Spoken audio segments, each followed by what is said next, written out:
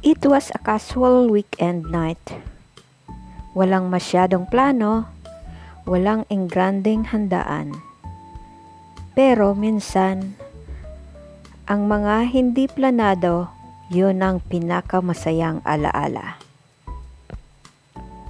Earlier that day, nagchat lang kami ng barkada sa group chat. Uy, sayawan tayo mamaya.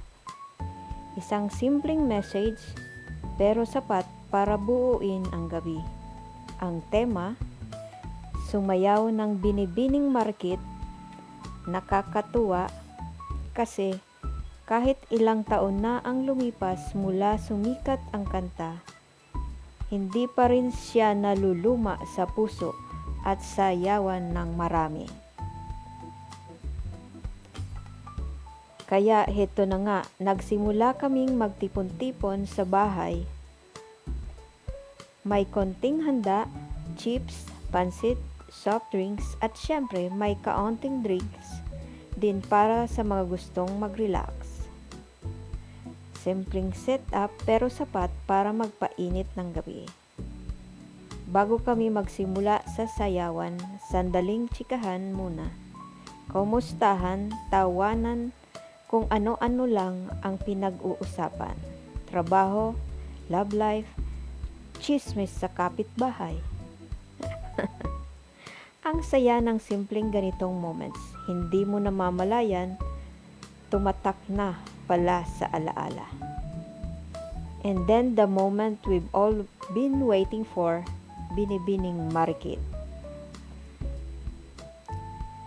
Nakahanda na ang Bluetooth speaker, pinaplay namin ang beat at sabay-sabay kaming nag-post. Game na! At sabay-sabay kaming tumalon at sinimulan ang choreography.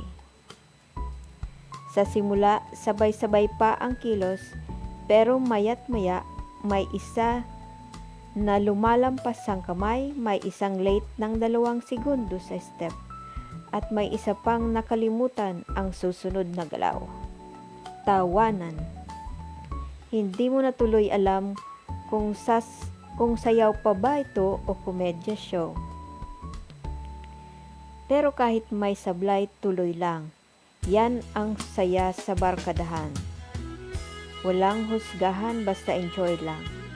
Sa bawat binibining marikit, sabay-sabay kaming humahataw ng sayaw, tili at hiyawan. Ilang ulit naming inulit, minsan ay buong sayaw, minsan ay party lang, para ulit-ulitin ang pinakamasayang step.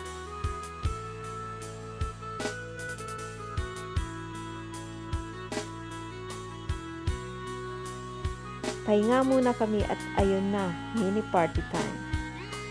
Kanya-kanyang kuha ng plato, sabay salo-salo, may simpleng spaghetti, fried chicken, lumpia at mga paboritong chicheria.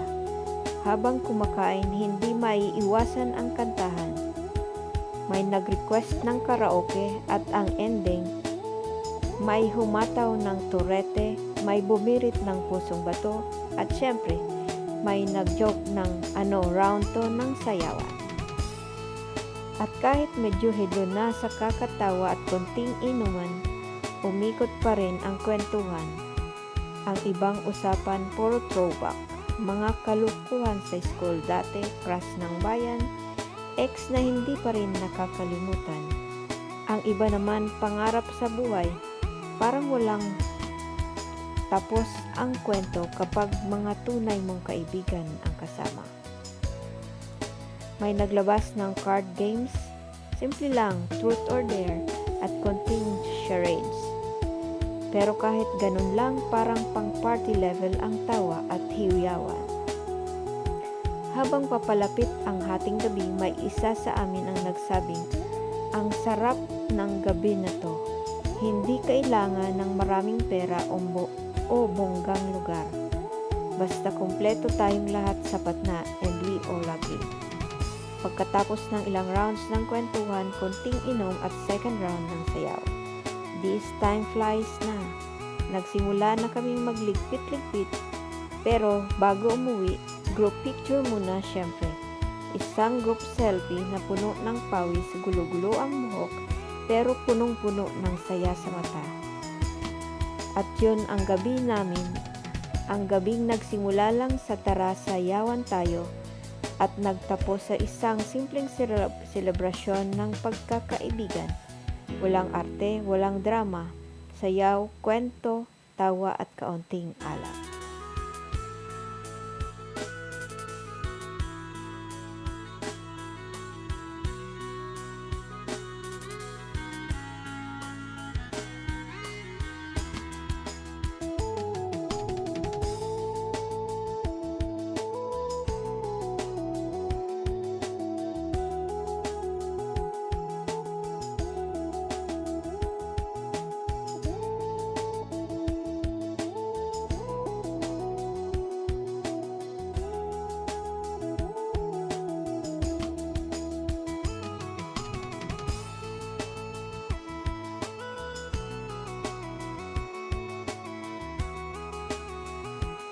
Minsan, hindi mo kailangan ang engranding selebrasyon para maging espesyal ang gabi mo.